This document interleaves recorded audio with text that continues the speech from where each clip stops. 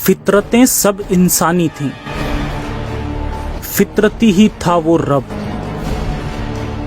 खून ए खुद से सनी तलवारें थीं, खेले हुकूमत था सब।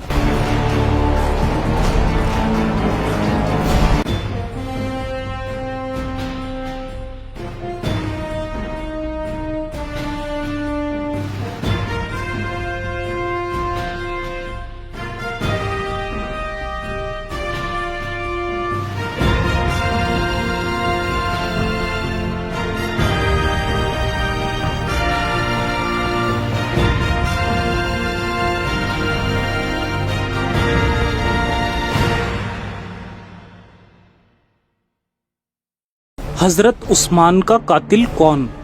क्यों कोई मदद मांगने पर भी आगे नहीं आया?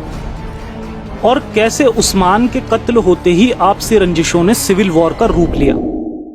ये इस सीरीज खिलाफत के खूनी खेल का तीसरा एपिसोड है।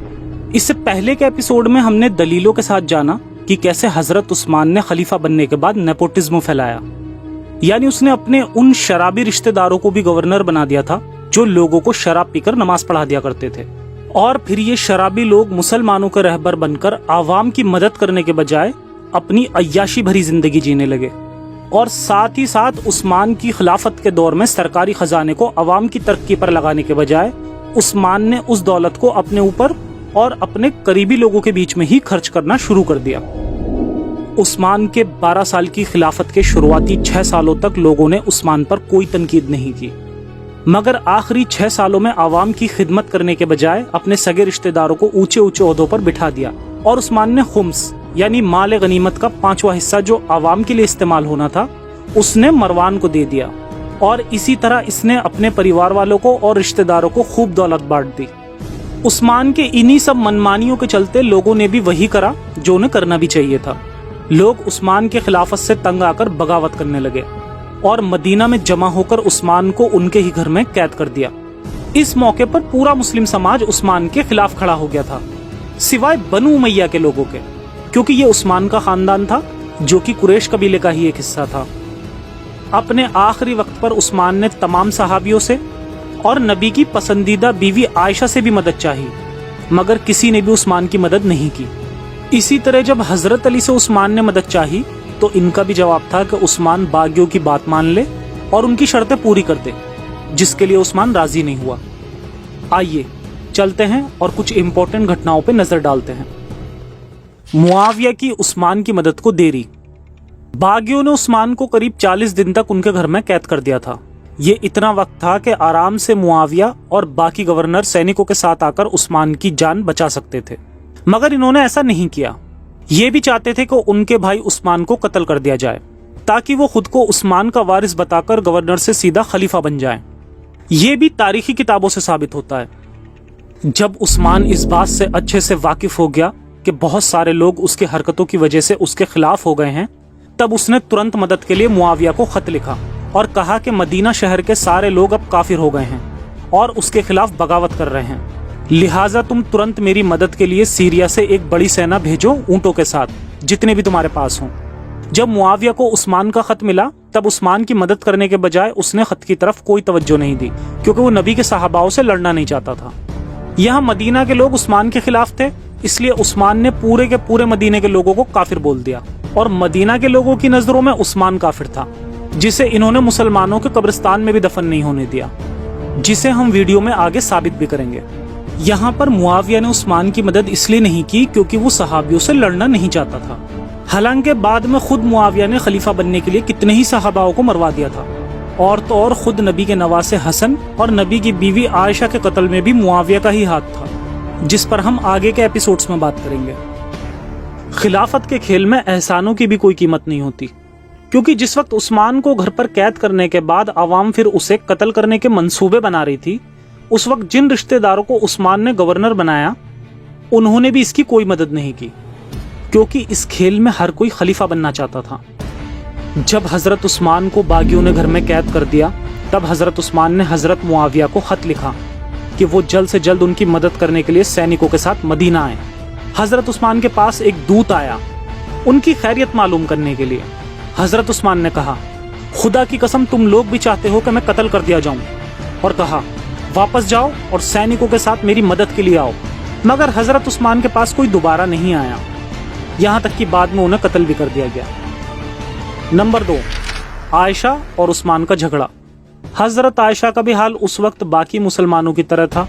इन्होंने भी उस्मान के खिलाफत के शुरुआती 6 सालों तक उस्मान पर कोई तनकीद नहीं की। मगर उस्मान की खिलाफत के आखिरी 6 सालों में हजरत आयशा बार बार कहती थी कि उस्मान अब एक मुसलमान नहीं रहा, वो अब एक यहूदी हो गया है, इसलिए इस नस्ल को पकड़ो और इसे कत्ल कर दो।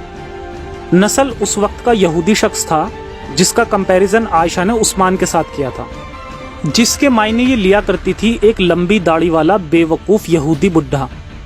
हजरत उस्मान और हजरत आयशा के बीच नफरत इस बात से भी थी कि बैतुल माल में से जो खर्च का हिस्सा हजरत उमर के दौर में हजरत आयशा को मिलता था, उस्मान ने उसमें भी कमी कर दी थी।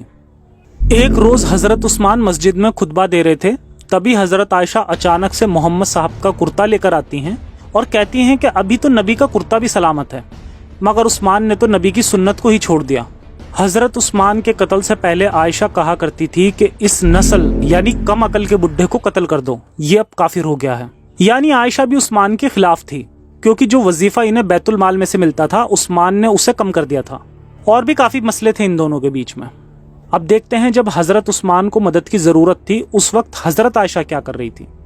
जब हजरत उस्मान अपने घर में कैद थे, तब मरवान हजरत आयशा के पास आया और उसने इन लोगों के बीच सुलह कराने को कहा। इस पर हजरत आयशा ने कहा कि मैं हज करने के लिए जा रही हूँ। फिर इसने कहा कि अगर इस काम में आपका 1 दिरहम खर्च होगा तो उसके बदले मैं आपको 2 दिरहम दूंगा। फिर हजरत आयशा ने फरमाया, शायद तेरा ख्याल है कि मैं तेरे दोस्त के बारे में शक में हूँ, बल्कि बाखुदा मैं तो चाहती हूँ कि उस्मान मेरे थैलों में से एक के अंदर टुकड़े टुकड़े होकर पड़ा हो और फिर मैं इसे उठाकर समुंदर में फेंक दूं। ये वो किस्से हैं जो इस्लामिक किताबों में भरे पड़े हैं, मगर आपको कभी भी मुल्ले मौलवी नहीं बताएंगे, इस डर से कि आप इस्लाम की असल रियलिटी जानकर मुल्हिद ना बन जाएं। खैर, आखिर में आयशा भी उस्मान की कोई मदद नहीं करती और फिर हज करने के लिए मक्का चली जाती है। पॉइंट नंबर 3, उस्मान का कत्ल। उस्मान की सारी कोशिशें बेकार हो चुकी थीं, लेकिन उसने फिर भी बागियों की बात नहीं मानी। बागियों ने उस्मान को उसके घर के अंदर करीब 40 दिनों तक कैद रखा और बाहर से खाना पानी कुछ भी अंदर दाखिल नहीं होने दिया, ये सोचकर कि उस्मान भूख प्यास की तकलीफ के बाद उनकी शर्तें मान लेगा। मगर ऐसा नहीं हुआ। ये बागी गिरोह अगर चाहता तो पहले ही दिन उस्मान को कत्ल कर सकता था, मगर उनका इरादा सिर्फ इतना था कि अवाम के साथ हुकूमत सही फैसला करे। मगर उस्मान खिलाफत की लालच में अपनी जिद पर अड़ा रहा। फिर उस्मान को कत्ल करने के इरादे से बागी जमात में से कुछ सहाबा आगे आए, जिसमें से एक थे पहले खलीफा के बेटे मोहम्मद बिन अबू बकर। मोहम्मद इब्न अबू बकर को डर था कि अगर हसन को कुछ भी हुआ तो बनु हाशिम बगावत करने लगेंगे, क्योंकि ये उस्मान के घर के दरवाजे पर पहरा दे रहा था। इसलिए बागियों ने इरादा किया कि घर की दीवार को फांदें और उस्मान को कत्ल कर दें, बिना किसी को पता चले। मोहम्मद बिन अबू बकर और उसके साथी एक अंसार के घर की दीवार के सहारे उस्मान के घर के अंदर दाखिल हुआ। उस वक्त उस्मान के साथ सिर्फ उसकी बीवी नाइला के अलावा कोई नहीं था। मोहम्मद बिन अबू बकर ने अपने साथियों से कहा कि पहले मैं उसे पकड़ लूंगा, तब तुम अंदर आकर उस पर तब तक वार करना जब तक कि तुम उसे मार न डालो। उस्मान उस वक्त रोजे की हालत में था और कुरान की तिलावत कर रहा था। मोहम्मद बिन अबू बकर ने अंदर जाकर उस्मान की दाढ़ी पकड़ ली और फिर उस्मान ने उससे कहा, अल्लाह की कसम, अगर तुम्हारे वालिद अबू बकर तुमको इस हालत में देखते तो तुम्हारी यह हरकत देखकर उनको तकलीफ पहुंचती। और फिर उसका हाथ ढीला पड़ गया, फिर वो पीछे हट गया। तब बाकी साथी दाखिल हुए और उस पर तब तक हमला किया जब तक कि उन्होंने उस्मान को मार न डाला। मोहम्मद बिन अबू बकर अपने साथियों के साथ आया और उस्मान की ओर रोक कर इसने हजरत उस्मान की दाढ़ी को पकड़ा और फिर इनकी दाढ़ी को तब तक हिलाया जब तक कि दांतों से गड़गड़ाहट की आवाज नहीं आने लगी। फिर मोहम्मद बिन अबू बकर ने कहा, मुआविया ने तुम्हारी कोई मदद नहीं की, ना ही अब्दुल्ला इब्न अमर ने, और ना ही तुम्हारे लिखे किसी खत ने। फिर उस्मान ने कहा, मेरी दाढ़ी छोड़ दो, मेरे साथी के लड़के, मेरी दाढ़ी छोड़ दो। यहाँ पर 2 तरह की रिवायतें मिलती हैं। एक के तहत मोहम्मद बिन अबू बकर घर में उस्मान को मारने के इरादे से दाखिल हुआ था, मगर बाद में वो पीछे हट गया और फिर उसके बाकी साथियों ने उस्मान को कत्ल किया। बाकी रिवायतें कहती हैं कि मोहम्मद बिन अबू बकर ने ही उस्मान का कत्ल किया। मोहम्मद बिन अबू बकर ने चंद दीगर अफराद के साथ खलीफा पर हमला किया और पहली तलवार खुद इन्होंने ही चलाई थी। इसके बाद दूसरे अफराद ने भी वार करके उस्मान को कत्ल किया। मोहम्मद बिन अबू बकर ने उस्मान को अपने हाथों से शहीद किया या नहीं, इस पर अलग अलग रिवायतें हैं, मगर ये बात एकदम सही है کہ محمد بن ابو بکر مصر کا گورنر بننا چاہتا تھا اور اپنے پتا علی کو خلیفہ بنانا چاہتا تھا۔ ویسے تو اس کے والد ابو بکر تھے، مگر ان کی موت کے بعد ان کی ماں اسما بنت امیس نے حضرت علی سے شادی کر لی تھی اور پھر ان کو علی نے ہی پالا پوسا تھا۔ جس وقت عثمان کو قتل کیا جا رہا تھا تب وہ لوگوں سے کہہ رہا تھا، خدا کی قسم اگر تم نے مجھے قتل کرا تو تم لوگ پھر کبھی آپس میں اتحاد یعنی میل ملاپ نہیں کر پاؤ گے اور نہ کبھی اکٹھا ہو کر عبادت کر پاؤ گے، نہ ہی کبھی تم لوگ دشمنوں سے لڑنے کے لیے ایک جٹ ہو پاؤ گے۔ اور ایسا ہوا بھی۔ عثمان کی موت کے بعد فرسٹ مسلم سول وار کی شروعات ہوئی، جیسے جنگ جمل، جنگ صفین اور جنگ نہروان، جس میں حضرت علی، معاویہ اور حضرت عائشہ شامل تھیں، جسے ہم نیکسٹ ایپیسوڈ میں ڈسکس کریں گے۔ ساتھ ہی ساتھ اس وقت عثمان کے قتل کے وقت ایک بھدا سا قصہ بھی ہمیں ملتا ہے۔ باغیوں نے عثمان پر لوہے کے ایک ہتھیار سے حملہ کیا جس سے عثمان کا خون قرآن کے پنوں پر گرا اور پھر انہوں نے قرآن کو لات ماری جس سے اس کے پنے بکھر گئے۔ جب عثمان کو بچانے کے لیے اس کی بیوی نائلہ آگے آئی تب اس کی انگلیاں کاٹ دی گئیں۔ پھر جب نائلہ بھاگنے کے لیے مڑی تب باغیوں نے ان کے ساتھ کیا حرکت کی وہ آپ خود پڑھ سکتے ہیں، جو تاریخ الطبری کے اس ریفرنس میں لکھا ہے۔ اس طرح کے بھدے قصے تاریخ اور حدیث کی کتاب کے ہر دوسرے پنے میں مل جائیں گے۔ خیر، آخر میں عثمان کو 79 سال کی عمر میں 36 ہجری 656 عیسوی کو قتل کر دیا جاتا ہے۔ نمبر 4، عثمان کے قتل میں باقی صحاباؤں کا ہاتھ۔ مسلمانوں کے بیچ یہ بات بھی مشہور ہے کہ حضرت عثمان کا قتل مصر سے آئے لوگوں نے کیا تھا، مگر ان کے قتل میں کسی بھی صحابہ کا ہاتھ نہیں تھا۔ آج ان کا یہ وہم بھی دور ہو جائے گا کہ کس طرح نبی کے باقی صحابیوں نے مل کر ہی حضرت عثمان کا قتل کیا۔ رسول نے اپنے جیتے جی 10 صحابیوں کو جنت کی بشارت دی تھی، جس میں سے شروعاتی 4 صحابی تھے ابو بکر، عمر، عثمان اور علی۔ عثمان کی موت میں علی کا کیا ہاتھ تھا اور کس طرح عثمان کی موت کا ذمہ دار علی کو بتایا جاتا ہے، یہ ہم نیکسٹ ایپیسوڈ میں دیکھیں گے۔ اب اس لسٹ کے باقی صحابیوں کی طرف نظر ڈال لیتے ہیں۔ اسی لسٹ میں حضرت طلحہ اور حضرت زبیر کا بھی نام آتا ہے، یعنی یہ بہت ہی اونچے درجے کے صحابہ تھے۔ ان کا عثمان کے قتل کے وقت کیا حالات تھے وہ بھی دیکھتے ہیں۔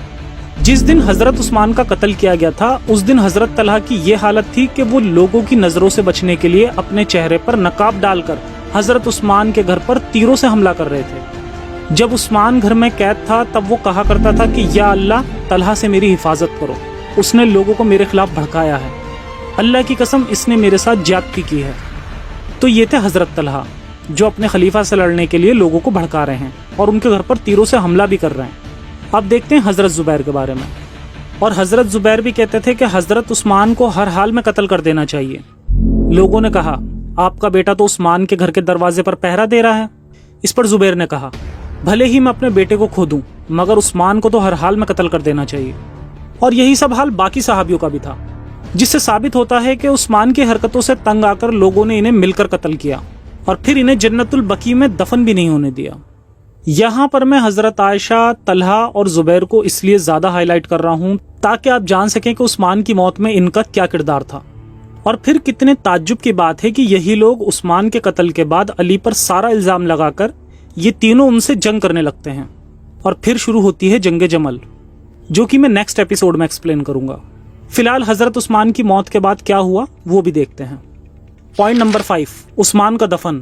جب مسلمانوں نے عثمان کو قتل کر دیا اس وقت عثمان کی سپورٹ میں آلموسٹ کوئی نہیں تھا۔